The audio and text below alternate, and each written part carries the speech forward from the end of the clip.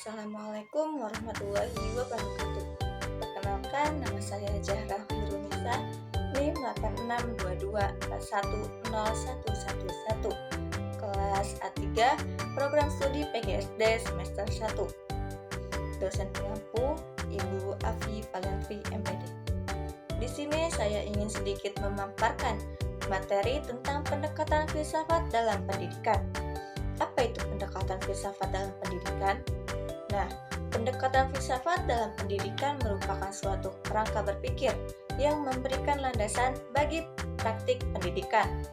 Pendekatan ini tidak hanya mengarahkan bagaimana pendidikan dilaksanakan, tetapi juga menjelaskan tujuan, metode, dan nilai-nilai yang mendasari proses pendidikan. Ada beberapa pendekatan filsafat yang umum digunakan pendidikan. Yang pertama, idealisme. Yang kedua, realisme. Yang ketiga, pragmatisme. Yang keempat, esensialisme. Yang kelima, konstruktivisme. Dan yang terakhir, yang keenam, aksiologi. Yang pertama, idealisme. Idealisme menekankan pentingnya ide dan konsep sebagai sumber pengetahuan. Dalam konteks pendidikan, pendekatan ini berfokus pada pengembangan potensi intelektual dan moral siswa. Pendekatan idealis percaya bahwa tujuan pendidikan adalah untuk membangun siswa mencapai kebenaran melalui pemikiran kritis dan refleksi. Metode pengajaran seringkali melibatkan diskusi dan analisis mendalam terhadap teks-teks klasik. Yang kedua, realisme. Realisme berfokus pada pengalaman empiris dan dunia nyata. Para penganut realisme berpendapat bahwa pengetahuan harus didasari pada fakta-fakta yang dapat diamanati dan diuji. Dalam pendidikan, pendekatan ini mendorong menggunakan metode ilmiah dan pembelajaran berbasis pengalaman, seperti praktik laboratorium dan observasi langsung. Realisme juga mengutamakan pengembangan keterampilan praktis yang relevan dengan kehidupan sehari-hari. Yang ketiga, pragmatisme. Pragmatisme mengedepankan aplikasi praktis dari ide-ide dan pengetahuan.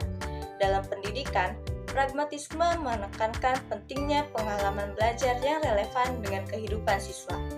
Pendekatan ini mendorong pembelajaran aktif, di mana siswa terlibat dalam proyek-proyek nyata dan pemecahan masalah yang aktual.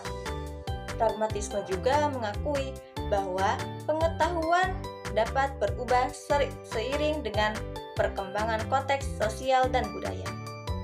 Yang keempat ada esensialisme. Esensialisme berfokus pada pengajaran nilai-nilai dasar dan pengetahuan inti yang dianggap penting untuk kehidupan.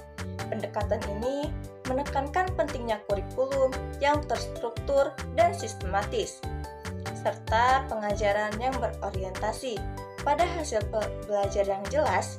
Esensialisme seringkali melibatkan pengajaran disiplin ilmu tertentu sebagai fondasi untuk membangun pengetahuan lebih lanjut. Yang kelima, ada konstruktivisme. Konstruktivisme juga berpendapat bahwa pengetahuan dibangun melalui pengalaman individu. Dalam konteks pendidikan, pendekatan ini mendorong siswa untuk aktif terlibat dalam proses belajar, memecahkan masalah, dan bekerja sama dengan teman sebaya. Pendidik konstruktivis menciptakan lingkungan belajar yang mendukung eksplorasi dan refleksi, memungkinkan siswa untuk menemukan makna dari pengalaman mereka sendiri. Dan yang terakhir ada aksiologi.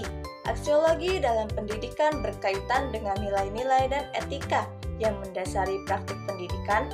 Pendekatan ini mempertimbangkan pertanyaan tentang apa yang seharusnya diajarkan dan bagaimana nilai-nilai tersebut dapat diterapkan dalam kehidupan sehari-hari siswa.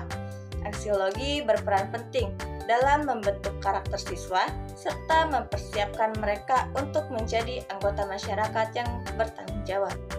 Jadi, kesimpulannya, pendekatan filsafat dalam pendidikan memberikan kerangka kerja yang luas untuk memahami tujuan, metode, dan nilai-nilai dalam proses pendidikan. Dengan memahami berbagai aliran filsafat ini, Pendidikan dapat merancang pengalaman belajar yang lebih efektif dan bermakna bagi siswa, serta membentuk individu yang tidak hanya cerdas secara akademis, tetapi juga memiliki integritas moral dan sosial yang tinggi. Sekian dari saya. Terima kasih. Wassalamualaikum warahmatullahi wabarakatuh.